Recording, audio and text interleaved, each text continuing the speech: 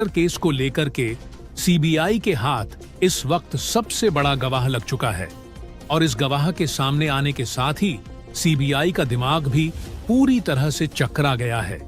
CBI को इस पूरी दरिंदगी का वीडियो मिलने के साथ इस मामले का चश्मदीद गवाह सीबीआई के हाथों लग चुका है, जिसने इस पूरे मामले को आंखों देखा, बताते हुए एक के बाद एक सभी चीजों से पर्दा उठा दिया है। सीबीआई ने इस मामले को लेकर के अब तक जो रिसर्च की थी, जिस चीज को लेकर के अंदाजा लगाया जा रहा था, उन सब पर पानी फिर चुका है और सीबीआई ने कहा है कि चश्मदीद ने जो बातें स्पष्ट रूप से रखी हैं, वह A to Z हर एक बात पोस्टमार्टम से, साथ ही साथ संदीप घोष और इस वक्त संजय रॉय के हर एक बयान से पूरी तरह मैच खा रही है और यह आरोपी के असली नाम को भी उजागर कर चुका है। यह जो चश्मदीद गवाह है, उसने हर एक बात को लेकर के स्पष्ट पर्दा उठाया है। उसने यहां तक बता दिया है कि किसने उस दिन डॉक्टर बिटिया की टांगों को तोड़ा था, किसने आंखों को घूंसा मारा था और किसने गला दबाया था, और उस पूरे घिनौने कृत्य को किन किन लोगों ने इस वारदात को अंजाम दिया था। और इस खबर के सामने आने के साथ ही संजय राय और संदीप घोष के भी होश उड़ चुके हैं, क्योंकि इन लोगों को भी इस चश्मदीद गवाह के बारे में अब तक कोई जानकारी नहीं थी।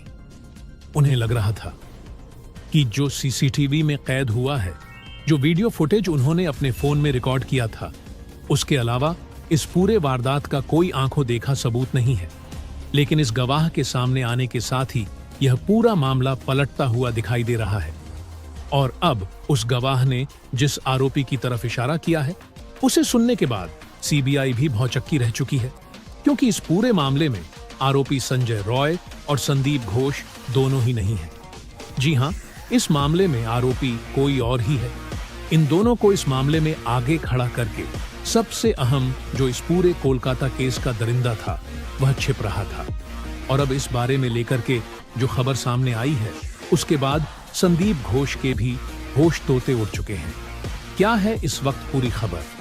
क्या इस पूरे मामले को लेकर के वीडियो सामने लग चुकी है और क्या उस चश्मदीद गवाह ने पूरी बात बताई है? एक एक करके आपको इस पूरी वीडियो में आगे जानकारी मिलने वाली है।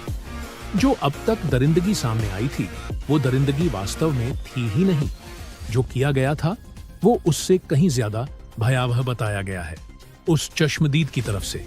जब आप सुनेंगे तो आपकी रूह कांप जाएगी। और अब तक जिसे गुनाहगार नहीं समझा जा रहा था, वास्तव में इस पूरे मामले में इन्हीं में से एक सबसे अहम गुनहगार सामने आ चुका है और इसका लिंक ऐसी ऐसी जगह से सामने निकल कर आ चुके हैं कि सीबीआई भी हिल गई है। सीबीआई अब सोच विचार में पड़ गई है कि इस पूरे मामले में आखिर क्या कदम उसे उठाना चाहिए। दोस्तों, इस चश्मदीद गवाह के आ जाने के साथ ही पूरा मामला उलट चुका है। तो दोस्तों, पूरी खबर क्या है, जानेंगे इस वीडियो में। लेकिन उससे पहले डॉक्टर बिटिया को इंसाफ मिले और उसके जो अपराधी हैं, उन्हें फांसी की सजा मिले। साथ ही साथ उन दरिंदों को यह पता चले कि उन्हें बचाने से ज्यादा उन्हें सजा दिलाने वाले लोग डॉक्टर बिटिया के साथ खड़े हुए हैं। इसके लिए इस वीडियो पर एक लाइक तो बनता है। फटाफट वीडियो को लाइक कर दीजिए। दरअसल दोस्तों, आरजी कर मेडिकल हॉस्पिटल से जुड़ी एक ऐसी खबर सामने निकल कर आ रही है जो आपको शर्मसार कर देगी। बताया जा रहा है कि उस अस्पताल में पॉर्न वीडियो भी रिकॉर्ड की जाती थी। बाकायदा कमरे में सारी चीजें रिकॉर्ड की जाती थीं और उसके जरिए अच्छा मोटा पैसा कमाया जाता था।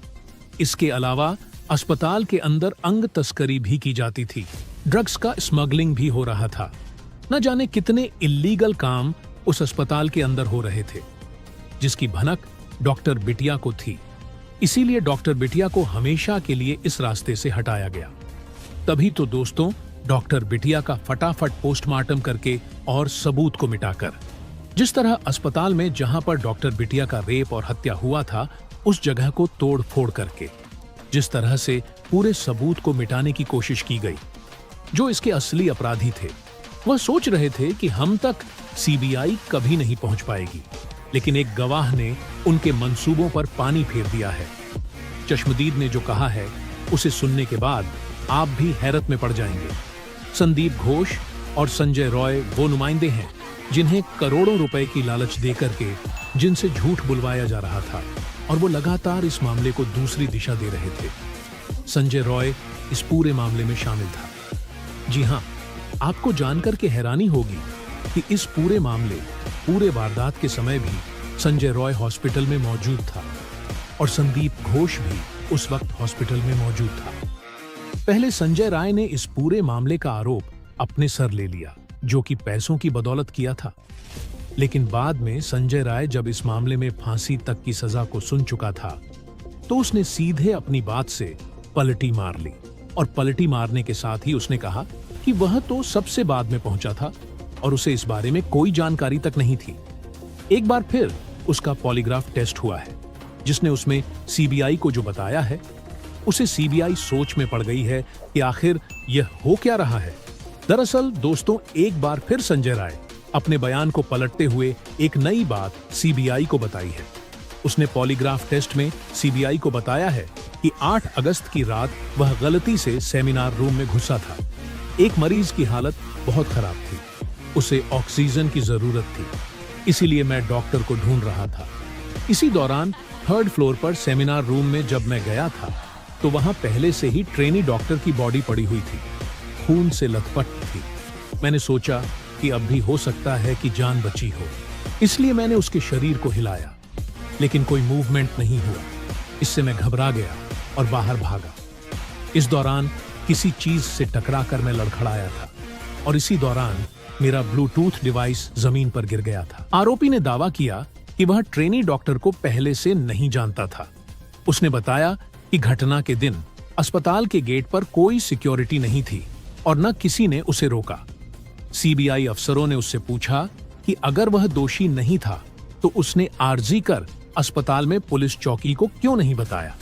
इस पर संजय रॉय ने कहा कि वह घबरा गया था और उसे डर था कि उसकी बातों पर किसी को यकीन नहीं होगा। वहीं दोस्तों, दूसरी ओर संजय राय अपने वकील कविता सरकार से रो रो कर यह कह रहा है कि मैं मैन कातिल नहीं हूं, मुझे फंसाया जा रहा है, मुझसे कोई भी टेस्ट करवा लो, मैं उसके लिए तैयार हूं, ताकि वह दरिंदे जो इस केस के असली गुनहगार हैं वह पकड़े जा सके। तो दोस्तों, यहां पर सबसे हैरानी वाली बात तो यह है कि सीबीआई को जो सारे सबूत मिले हैं वह संजय राय की ओर ही इशारा कर रहे हैं। फिर भी संजय राय इस तरह का बयान देकर पूरे केस को ही उलट पलट कर रख दिया है। बताया जा रहा है कि संजय रॉय का केस लड़ने के लिए कोई भी वकील तैयार नहीं था। इसके बाद सियालदाह कोर्ट ने कविता सरकार को उनका वकील नियुक्त किया। कविता सरकार सियालदाह कोर्ट में स्टेट लीगल सर्विस अथॉरिटी की इकलौती वकील हैं, इसलिए ये केस उन्हें मिला। दोस्तों, इस केस में रोजाना नए नए मामले सामने आ रहे हैं। इस बीच पश्चिम बंगाल डॉक्टर्स फोरम के सलाहकार डॉक्टर कौशिक लाहिरी ने कहा कि आरजी कर अस्पताल में कथित रूप से रेप और हत्या की शिकार पीड़िता बहुत कुछ जानती थी और उसे चुप करा दिया गया। उसने हमेशा यह बताने की कोशिश की कि वह किससे जूझ रही थी, वह अकेली नहीं थी। कई युवा और वरिष्ठ डॉक्टर इसी तरह के अपराधों से पीड़ित हैं। उनमें से ज्यादातर को चुप करा दिया जाता है। यह चुप्पी भी हिंसा है। इस लड़की ने अपनी चुप्पी तोड़ने की कोशिश की, इसलिए उसके साथ रेप और हत्या करके इस मामले को और ही दिशा दे दिया गया। दोस्तों, अब जान लेते हैं कि वह गवाह कौन है और उसने क्या बताया है। दरअसल दोस्तों, उस गवाह के बारे में कोई खुलासा नहीं किया गया है, गोपनीय रखा गया है, क्योंकि उस गवाह को भी खतरा हो सकता है। जो डॉक्टर बिटिया के दरिंदे अभी खुला घूम रहे हैं, वह उस पर हमला कर सकते हैं। लेकिन उसने जो बताया है वह आपको मैं बता देता हूं।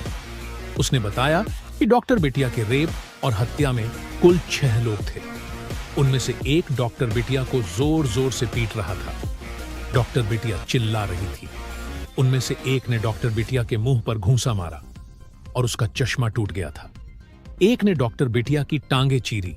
उनमें से एक मुंह पर हाथ कसकर पकड़ा हुआ था ताकि वह चिल्ला ना पाए। आगे उस गवाह ने बताया कि मैं पूरी तरह से डर गया था। मैं अलमारी के पीछे छुपा रहा।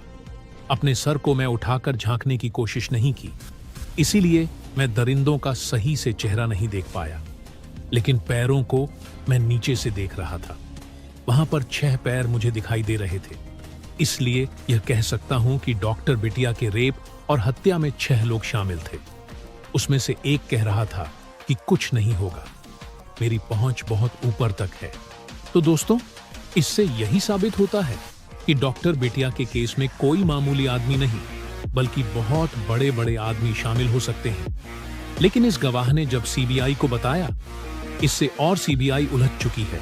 इसलिए सीबीआई एम्स की मदद ले रही है ताकि जल्द से जल्द जो इसके असली गुनहगार हैं